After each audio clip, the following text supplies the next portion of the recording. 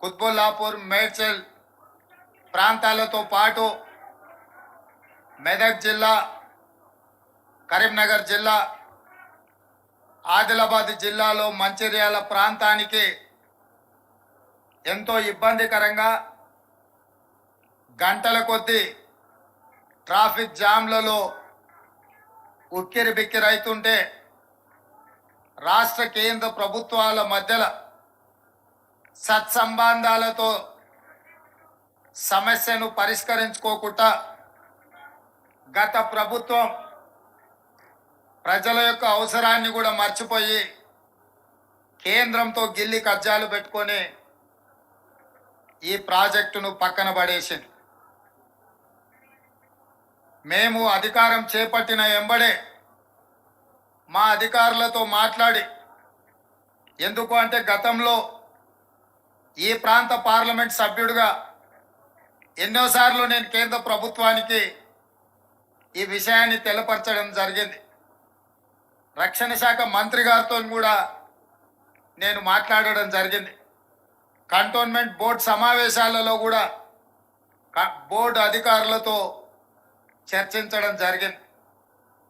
అదేవిధంగా defence committee మెంబర్గా ఆ సమావేశాలలో కూడా ఈ అంశాలను ప్రస్తావించినప్పుడు కేంద్ర ప్రభుత్వానికి, రక్షణ శాఖకు సంబంధించిన అధికారులు గత మీ రాష్ట్ర ప్రభుత్వం యొక్క వైఖరి సరైన విధంగా లేక కేంద్ర ప్రభుత్వంతో సరైన సంప్రదింపులు జరపకపోవడం వల్ల ఈ సమస్య పరిష్కారం కావడం లేదని నా దృష్టికి తెచ్చింది.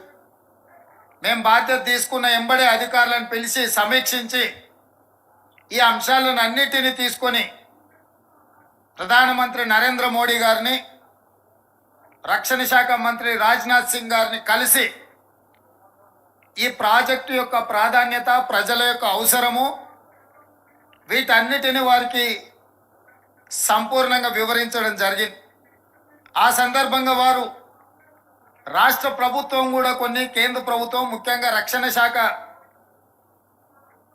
వికారాబాదులో పూడూరు దగ్గర నేవీ విభాగానికి సంబంధించిన భూముల కేటాయింపులో కూడా రాష్ట్ర ప్రభుత్వం సరైన నిర్ణయం తీసుకోకపోవడము, అదేవిధంగా చాంద్రాయన్గుట్ట ప్రాంతంలో ఉన్న రక్షణ శాఖ ఆధీనంలో ఉన్న భూములను కూడా లీజ్ రెన్యువల్ చేయకుండా కేంద్ర ప్రభుత్వాన్ని, రక్షణ శాఖని ఇబ్బంది పెట్టి ఈ సమస్యల్ని పరిష్కరించుకోకుండా జటిలం చేస్తున్నారని చెప్పి మంత్రులు నా దృష్టికి తీసుకురావడం జరిగింది. ఆర్థిక శాఖ మంత్రి నిర్మలా సీతారామన్ గారిని కూడా మేము కలిసినప్పుడు వారు గతంలో డిఫెన్స్ మినిస్టర్గా ఉన్నప్పుడే కంటోన్మెంట్ బోర్డు ప్రాంతంలో రోడ్లను ఆర్మీ అధికారులు మూసేస్తే కూడా వారు ప్రజల అవసరానికి ఆ రోజు రోడ్లను తెరిపించినప్పుడు కూడా ఈ అంశాలను రాష్ట్ర ప్రభుత్వం దృష్టికి తీసుకొస్తే రాష్ట్ర ప్రభుత్వం స్పందించకపోవడం వల్ల ఈ సమస్యలన్నీ కూడా దీర్ఘకాలికంగా వాయిదా పడుతూ వస్తున్నాయని చెప్పి వారు నా దృష్టికి తీసుకురావడం జరిగింది. ప్రధానమంత్రి, రక్షణ శాఖ మంత్రి, అదేవిధంగా ఆర్థిక మంత్రి నిర్మలా సీతారామన్ గారితో కలిసి మాట్లాడిన తర్వాత ఈ పనుల సాధనలో రాష్ట్ర ప్రభుత్వ వైఫల్యం గతంలో కొట్టొచ్చినట్టుగా నా దృష్టికి వచ్చింది.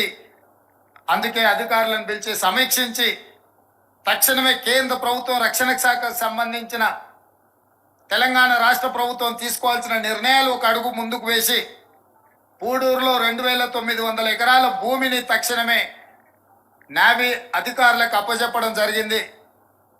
అదేవిధంగా ఇమరాత్ భూములను కూడా దాదాపుగా 2400 ఎకరాల భూములను కేంద్ర ప్రభుత్వానికి అప్పచెప్పి, రక్షణ శాఖ అంటే దేశ భద్రతకు సంబంధించింది, రాజకీయాలకు తావు ఉండకూడదు, రాష్ట్ర కేంద్ర ప్రభుత్వాలు ఘర్షణాత్మకమైన వైఖరి అవలంబిస్తే చివరగా ప్రజలే నష్టపోతారు అని చెప్పి కేంద్ర ప్రభుత్వానికి సహకరించి దేశ రక్షణలో తెలంగాణ రాష్ట్ర ప్రభుత్వం ఎలాంటి రాజకీయాలకు తావు ఇవ్వదు అని చెప్పి మా ప్రభుత్వం నిర్ణయం తీసుకొని ఆ భూములను అప్పచెప్పడం జరిగింది.